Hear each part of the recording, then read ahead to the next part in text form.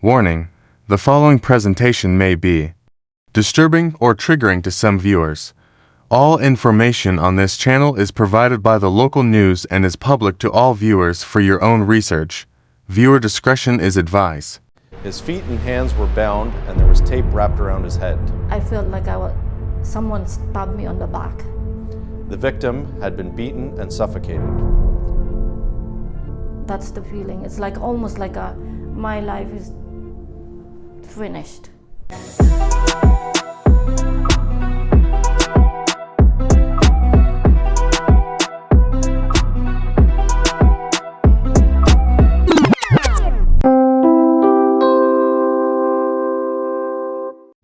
Wagwan, everybody. Welcome to our next episode of Talk the Things podcast.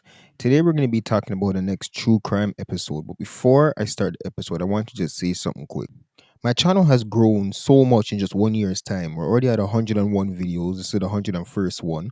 We have well over 1.7 million views, and for it just being 1 year to have 13.5k subscribers, we're growing. And right now, because I'm reposting a lot of true crime, which I stopped doing, and I came back to it, and the views are going up again, and a lot of new people are finding my channel. A lot of people don't understand how I do my true crime, and I explained it before, but I'm going to explain it again because a couple people in the comments are trying to get like rude with me, and I don't know who they're talking to.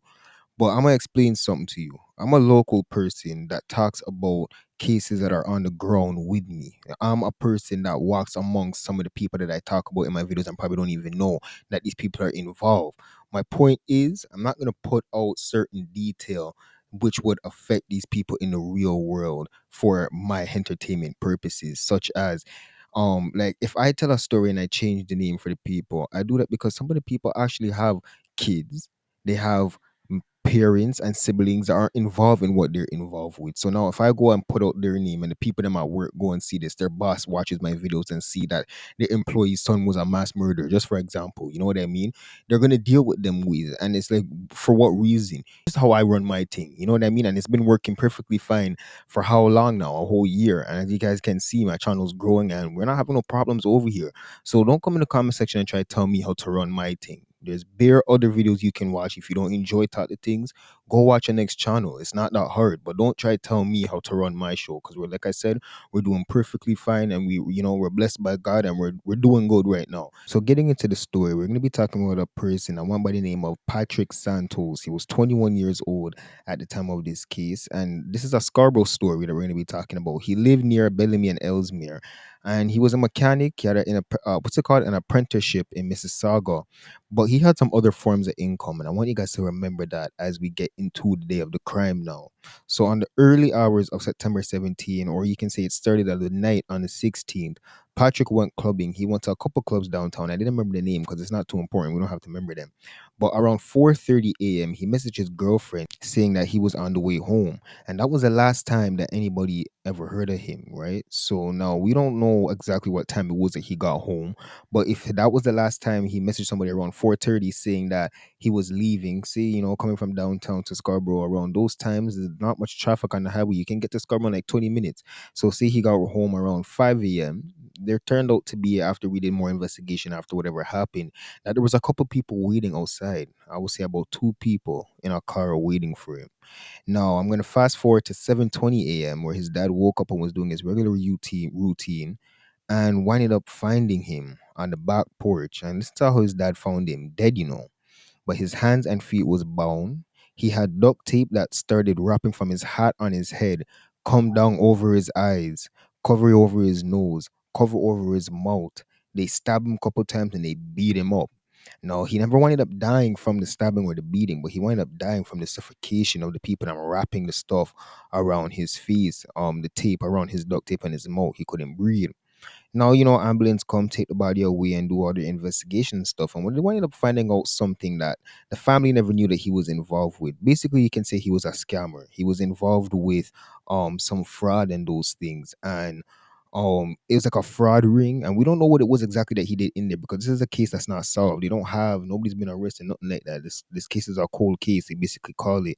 But they don't know what it was exactly that he was in that caused this to happen. You know what he did. They know he was in a scamming, but they don't know, if he crossed the wrong person, if he thieved from the wrong person. We don't know what it was that he did. But I have two videos I want to play you guys, and I'm gonna come right back. So you guys watch the news, and I'll be back. On Sunday, September 17th, 2006, at about 7:20 a.m., a father discovered the lifeless body of his 21-year-old son, Patrick Santos, on the backyard patio of their residence located on Britlington Street in Toronto. His feet and hands were bound and there was tape wrapped around his head. The victim had been beaten and suffocated. Members of the deceased family, as well as his girlfriend and some close associates, were interviewed by investigators, and it was determined that the last known contact with the deceased was with his girlfriend at about 4:30 a.m. via cell phone. The deceased informed her that he was heading home from a downtown club. It was apparent, based on the scene examination, that the persons involved in the murder were lying in wait at his residence when he returned home. Investigators has also established that the deceased was employed as an apprentice mechanic in Mississauga. Witness interviews have also established that the deceased was involved in an unsophisticated criminal enterprise involving debit cards with a number of other individuals. It appears that the deceased family were oblivious to these activities. My entire body is like, I felt like someone stabbed me on the back. That's the feeling. It's like almost like my life is finished. That was the feeling. He feel like he doesn't want to move there. He actually mentioned it to me, I think a few weeks before he died, that he's not comfortable living there. So I didn't know what he was feeling at that time. And I said, Patrick, I said, you're living with your dad. I think there's something bugging him that I don't know what it is. I should have listened more carefully what he was telling me. I'm upset.